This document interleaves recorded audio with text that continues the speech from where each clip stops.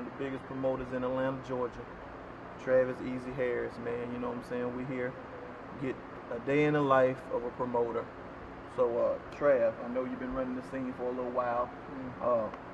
For any viewers out there who want to know what promotion life is like, tell them, you know, how you got your start, and from there on, you know, your daily life, and on an event, things like that nature.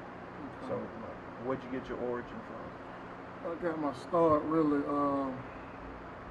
from just partying, first of all. Just partying, but a lot of people that know me personally, they know that you know, I was blessed. I played some years in the NFL, and actually I got a credit, AG Entertainment. Shouts out to the big homies. I used to go to Visions, man, when I first got out of college, got my first little bit of change. I went to Visions, man, and I was spending a lot of money, and I'm looking at AG, I'm like, you know, he's living the life and he's making money while we spending all our money. And also, I went to school. I actually went to college for marketing. A lot of people don't know that. That's how you get your ground right there. You know, you go to college and you get instilled something in you, and then when you come out into this world, it's a whole nother ball game. You can work. And it was funny how some stuff just come together. I mean, I went to school for it. But honestly, you know, growing up from right here, Decatur, Cameron Road, you know, it's basically I thought I was gonna be playing ball for damn near forever. You know what I'm saying? But it was a blessing. In college, I actually got hurt one year, and I was like, let me take this school stuff serious, you know. And I did, and I still was blessed to go to the league, but my NFL career was very short-lived. So basically, how I got my start is I took the stuff I got from college at University of Florida, go Gators. I took the stuff that I used from college, and the stuff that you can't really teach, man. I'm from Atlanta, and I live every fucking way, you know what I'm saying? Cameron Road, Glenwood, Lithonia, Stone Mountain, Scottsdale. And, you know, growing up as a kid, man, I probably moved so much to put it all in perspective. From the kindergarten to the 2nd grade, I went to 7 different elementary schools, you know what I'm saying? So what I was able to do, I took a time in my life where I was moving all the time and stuff like that, and I understand why I was going through that then. Now as a grown-up, I know every fucking body, you know what I'm saying?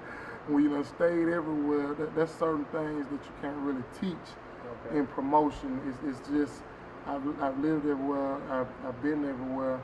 So far as Atlanta goes, if you don't know me because I live next door to you, you might know me from football, you know what I'm saying? So a lot of stuff is just putting all that together. So since Easy ENT is a home-based promotion company, you understand how he gets so successful. I mean, Atlanta's a big place. So if you got a big name behind a big company, then, you know, you can't do nothing but go to the top. So if someone was trying to become a promoter, what kind of advice would you give them? I tell them, first of all, it's not really as easy as it looks on the outside. A lot of times, a lot of people think, you know, that a promoter is just a nigga throwing parties, you feel what I'm saying? And they don't understand the things that you have to do in order for an event or a party to be successful. The actual planning. Right. And the first thing as a promoter, I would say, is you can't worry about the money first. And what I would also say is it don't take a lot of money to be a promoter. Not starting off. Like I told you, I was blessed to go to the league, and I was dumb enough to blow all the little money that I did have.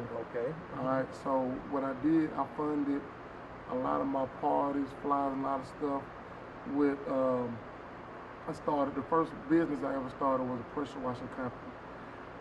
When my first team that I played for was the Tennessee Titans. And when I got cut from Tennessee and I went back home and I said I didn't have any money, I said if I ever get back on the team again, if I'm blessed enough to get back on the team, I'm gonna do something smart with my money.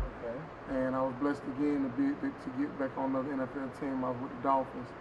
And when I got on that team, I held that check. I did some small things. It really wasn't that major, but it was something to where I would still have cash flow coming in.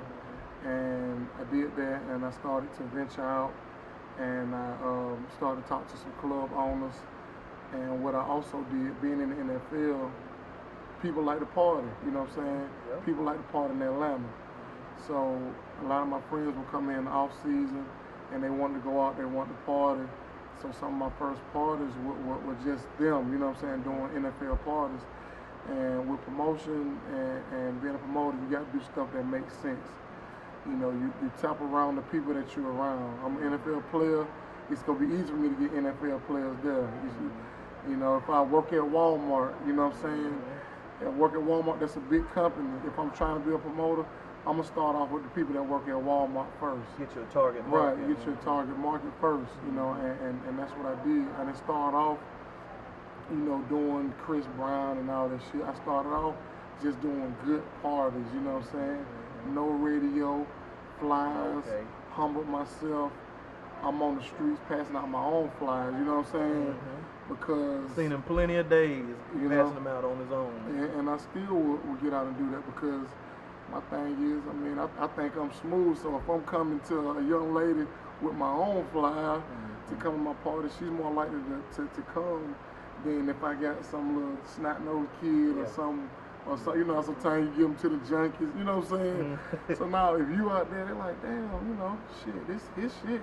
He handing out the flyer, and also what that does, if me and you doing a party, you see me in these streets grinding, you gonna feel good about doing a party with Easy Entertainment, because you know, hey, not only you know, is he gonna come up with his part of the money or whatever that may be, he's gonna also grind because it's not always about the money. It's always about hard work. And anything you do in life is about hard work. I understand that.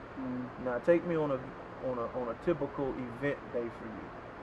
Event day, the day of the event. The day of the event. Day of the event. I usually have to make sure, you know, all flights, if it's somebody coming from out of town, like a Chris Brown, I would have to, you know, go to the hotel, make sure that their rooms are right. Okay. If I have rental cars, I have to make sure the rental cars are there at the hotel. They have to be picked up, make arrangements for them to be picked up from the airport and be transported, or if I'm just giving them a car to drive for that day. So that usually starts in the morning as soon as I wake up. Then I come to the club and we give a run through of the club. Usually the artists, they send their manager or their security, and we give a rundown of the club, and they'll see where they're coming in at, just the whole logistics of the night. If I need more VIP space, if I need to bring out furniture. I mean, with the Chris Brown thing, I'm never too proud to do anything. The Chris Brown thing, you have to adapt to certain situations. Every artist not gonna be the same. Some of them gonna be different. You know, some of them gonna be divas. You know what I'm saying? But you have to adapt to them. And I was told that he didn't want anybody on the VIP, anybody in the VIP area. It's just an example. So I had to still make a VIP area. So I came up here, and me first, you know, and we moved furniture around and we created one. That's the stuff you got to do. I don't know if you remember, you know, in the front. It was different, yeah. It was different, you know what I'm saying? And that's something you got to think outside the box to maximize your money and maximize your investment. And some stuff don't always work out how you plan it. One thing we planned is for him to do the after party on the red side. And we said security was gonna come and they was gonna walk to the other side, and we went through it and it didn't happen. You know what I'm saying? But that's just how it is sometimes.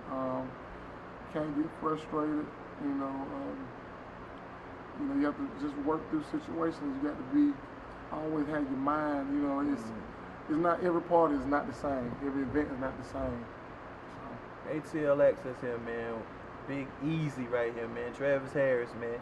You know, each and every day, you know what I'm saying, we party, we come out, we do things, man. I want everybody to take time out, man, to recognize who's doing it. You know what I'm saying? ATL Access is going to bring you to who's doing it. And I'd like to thank you, man. No problem. You know what I'm saying? One of the hottest promoters in Atlanta today, man. Club Obsession, each and every Saturday, man. And we out.